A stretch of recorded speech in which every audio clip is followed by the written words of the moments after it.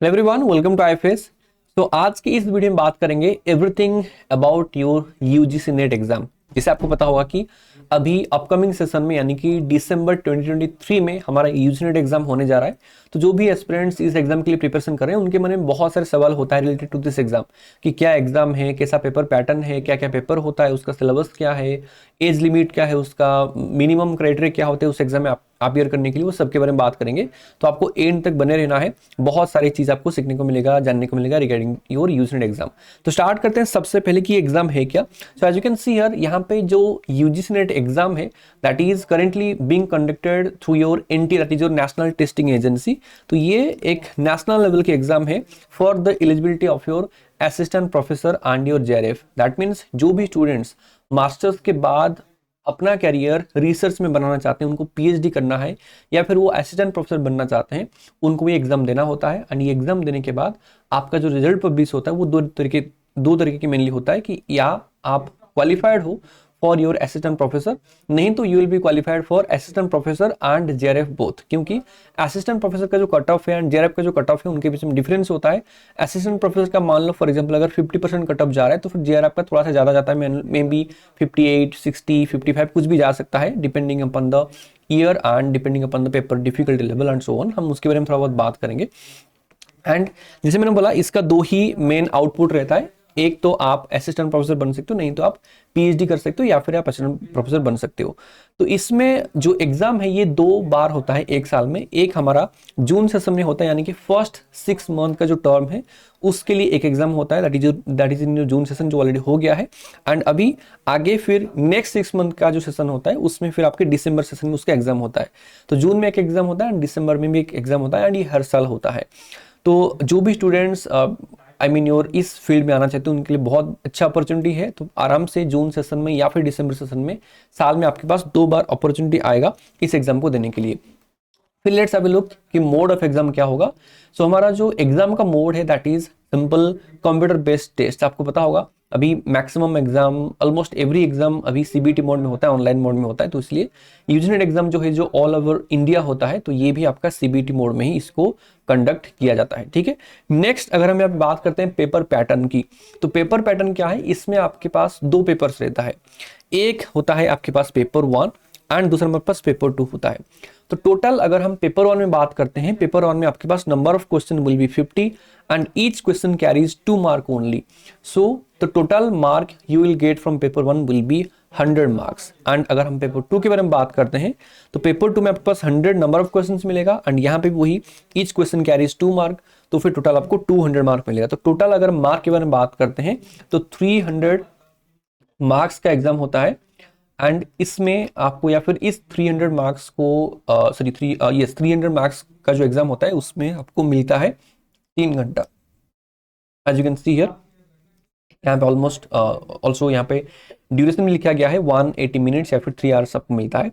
And अगर हम थोड़ा सा पेपर के बारे में बात करते हैं, जो पेपर 1 मैंने आपको बोला, पेपर 1 रहता है आपके पास जनरल एप्टीट्यूड रहता है, यानी कि इसमें बहुत सारे यूनिट्स को इंक्लूड किया जाता है like your teaching aptitude, research aptitude, reading comprehension, ICT, people development and environment, वहाँ पे higher education system, communication, mathematical reasoning and so on. इससे 10 यूनिट्स आपके पास पेपर 1 के अंदर रहता है। एंड ये सारे के सारे सब्जेक्ट्स के लिए कॉमन रहता है, चाहे आप कॉमर्स से बिलोंग करो, चाहे मैनेजमेंट से हो, चाहे आप इंग्लिश से हो, चाहे आप हिंदी लैंग्वेज आपका है या फिर मे बी आप कंप्यूटर साइंस से हो, कोई भी सब्जेक्ट आपका है तो सबके लिए कॉमन सिलेबस रहता है। देन आता है आपके पास पेपर 2। पेपर 2 में क्या है कि पेपर 2 आपका सब्जेक्ट स्पेसिफिक है। यहाँ पे देखो लिखा गया है कि this is based on the subject selected by the candidate. तो आपका जो मास्टर्स का सब्जेक्ट है वही पेपर से आपको क्वेश्चन पूछे जाएंगे in your paper 2। That may be your commerce, computer science, कुछ भी हो सकता है, तो वहीं से आपको क्वेश्चन मिलेगा एग्जाम में। नेक्स्ट यहाँ पे देखते हैं थोड़ा सा एलिजिबिलिटी क्राइटेरिया कि सर अगर ये एग्जाम ऐसा है तो फिर इसका मिनिमम एलिजिबिलिटी क्राइटेरिया क्या है कि आपको कितना मार्क रखना पड़ेगा। तो एज यू कैन से यहाँ पे लिखा है कि जनरल ऑन रिजर्व कैटेगरी जो होता है या फिर ईडब्ल्यूएस कैंडिडेट जो होते हैं उनके लिए यहाँ पे 55% मार्क है, जो कि बहुत ही मिनिमल मार्क उन्होंने रखा है, विदाउट राउंडिंग ऑफ। कोई राउंडिंग ऑफ वाला नहीं है, यानी कि अगर आपके पास 54.56 ऐसा है, आप बोलोगे सर मेरा राउंड अप करके 55 हो रहा है, ये नहीं है। आपका विदाउट राउंड ऑफ 55 होना चाहिए, जो कि आई थिंक हर कोई स्कोर कर ही लेता है मास्टर्स में। एंड अगर आप बाकी कैटेगरी से बिलोंग करते हो तो वहाँ पे आपको और भी 5% की छूट मिलता है। As you can see here, उनके लिए 50% का रहता है मिनिमम लाइन। यानी कि अगर आप OBC, NCL, SC, ST, PWD, third gender यहाँ से बिलोंग करते हो तो फिर आपको मास्टर्स में मिनिमम 50% मार्क रखना पड़ेगा, तभी जाके आप एग्जाम के लिए अप्लाई कर सकते हो, जो कि हर कोई रख सकता है। दूसरा क्या है कि यहाँ पे अगर हम बात करते हैं कि आप ये एग्जाम के लिए कब अप्लाई कर सकते हो, तो as you can see here, इसमें ऐसा कुछ नहीं है कि आपका मास्टर्स कंप्लीट होना चाहिए, आपके हाथ में आपका रिजल्ट होना चाहिए, ऐसा कुछ भी नहीं है। अगर आपने मास्टर्स में एनरोल किया है, simply you can apply for this exam. अगर आपका मास्टर्स कंप्लीट भी हो गया है फिर भी आप अप्लाई कर सकते हो। अगर आपका मास्टर्स में अपने एग्जाम दिया है, आपका रिजल्ट नहीं आया है, तो यहाँ पे रिजल्ट के साथ कोई लेना देना नहीं है। अगर आप अपेयर कर रहे हो या फिर आपका करंटली चल रहा है, तो फिर वहाँ पे जब आप फॉर्म फिल करते हो आपको मांगता है कि आपका ये जो पर्टिकुलर एग्जाम है, सॉरी ये आपका जो मास्टर चल रहा है वो खत्म कब होगा, या फिर अगर आपका हो गया तो फिर क्या आपका स्कोर है वो बताओ। तो उस तरीके से वहाँ पे इनपुट आता है। तो फिर वहाँ पे कोई घबराने की जरूरत नहीं है कि मेरा मास्टर्स कंप्लीट होगा तभी जाके इस एग्जाम के लिए मैं बैठ सकता हूँ, ऐसा कुछ है नहीं। आप अगर करंटली मास्टर्स में हो फिर भी आप आराम से इस एग्जाम को दे सकते हो, जो कि बहुत ही बढ़िया पॉइंट है इस एग्जाम का पॉइंट ऑफ व्यू से। नेक्स्ट क्या है, नेक्स्ट एज लिमिट। यहाँ पे देखो, अगर आप पीएचडी करना चाहते हो, अगर आप जीआरएफ में एनरोल करना चाहते हो तो वहां पे एज लिमिट है, एंड वो क्या है, दैट इज योर 31 ईयर। तो अगर आप जीआरएफ करना चाहते हो तो आपका एज लिमिट 31 ईयर के अंडर होना चाहिए जब भी आप एग्जाम के लिए अपेयर करें उसी डे में, सॉरी उसी ईयर में। एंड ये फिर भी जनरल कैंडिडेट के लिए है। अगर आप बाकी कैटेगरी के लिए बात करते हो उनको और भी 5 साल के लिए रिलैक्सेशन मिलता है, यानी कि अप टू 36 ईयर। यहाँ पे 31 ईयर जनरल के लिए एंड 36 ईयर अगर आप पीएचडी करना चाहते हो तो। अगर आपका पीएचडी करना एम नहीं है, अगर आप सिंपल असिस्टेंट प्रोफेसर बनना चाहते हो तो वहाँ पे कोई भी एज लिमिट नहीं है। असिस्टेंट प्रोफेसर बनने के लिए आप कोई भी एज आपका कितना क्यों ना हो, आप आराम से इजीली वहाँ पे अपियर कर सकते हो एग्जाम में। मतलब 60 से ज़्यादा नहीं होना चाहिए, बाकी कोई एज लिमिट नहीं है। आप इजीली इसके लिए अपियर कर सकते हो, किसके लिए, आपके एग्जाम के लिए। एंड यहाँ पे भी एग्जाम का कोई लिमिट नहीं है कि आप एक बार दे सकते हो, 2 बार दे सकते हो, आप मल्टीपल टाइम्स एग्जाम दे सकते हो।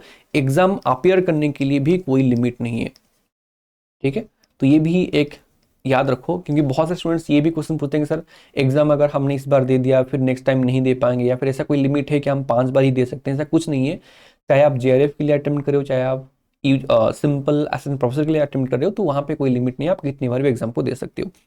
नेक्स्ट अगर हम आगे चलते हैं, यहाँ पे और एक चीज मैं आपको बताना भूल गया, that is regarding the question pattern में यहाँ पे कोई भी नेगेटिव मार्किंग नहीं है, ठीक है। नो नेगेटिव मार्किंग, ये सबसे बड़ा पॉइंट है।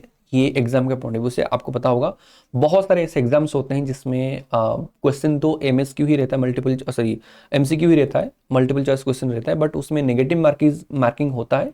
इसकी वजह से बहुत सारे स्टूडेंट्स वहाँ पे अच्छे से परफॉर्म नहीं कर पाते हैं। लेकिन इसमें कोई नेगेटिव मार्किंग नहीं है।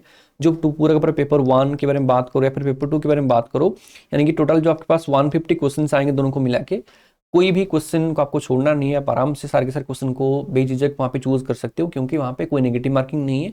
अगर आपका आंसर गलत हुआ तो कोई इशू नहीं, 0 मिलेगा, माइनस नहीं होगा। अगर सही हो गया गलती से तो कल अगर आपने सही होगा तो फिर बहुत अच्छा है। तो इसलिए नेगेटिव मार्किंग नहीं, जो कि बहुत ही ज़्यादा प्लस पॉइंट है। इजीली थोड़ा बहुत पढ़ के इस एग्जाम को आसानी से क्लियर किया जा सकता है। एंड अगर आपको और भी डिटेल चाहिए इसके ऊपर, आप हमें कमेंट सेक्शन में बताओ कि आपको किस तरीके से वीडियो चाहिए। लाइक इसका सिलेबस क्या है, पेपर 1 का सिलेबस क्या है, पेपर 2 का सिलेबस क्या है। ऑलरेडी बहुत सारा वीडियोस हमने अपलोड किया हुआ है चैनल पे, आप देख सकते हो। नहीं तो हम फ्रेशली आप लोगों के लिए नया नया वीडियो लेके आ सकते हैं इस एग्जाम से रिलेटेड। तो जो भी आप लोगों के मन में क्वेश्चन है, सवाल है related to this particular exam, आप हमें बताओ कमेंट सेक्शन में, हम कोशिश करेंगे उस टॉपिक के ऊपर वीडियो लेके आने की। तो यही था आज के पूरा का पूरा वीडियो का कंटेंट कि क्या क्या एज लिमिट है, क्या मिनिमम क्राइटेरिया है कि आप कैसे अप्लाई करोगे, क्या लिमिट है, क्वेश्चन का पैटर्न क्या है, क्या पेपर है, टाइम क्या है, सब कुछ मैंने बताने की कोशिश किया मिनिमम टाइम के अंदर। अगर जैसे मैंने बोला, अगर आपको और कोई चीज़ के ऊपर डिटेल वीडियो चाहिए हम वो भी लेके आ सकते हैं, लेकिन let us know in the comment section. So thank you so much everyone for watching and happy learning to all of you.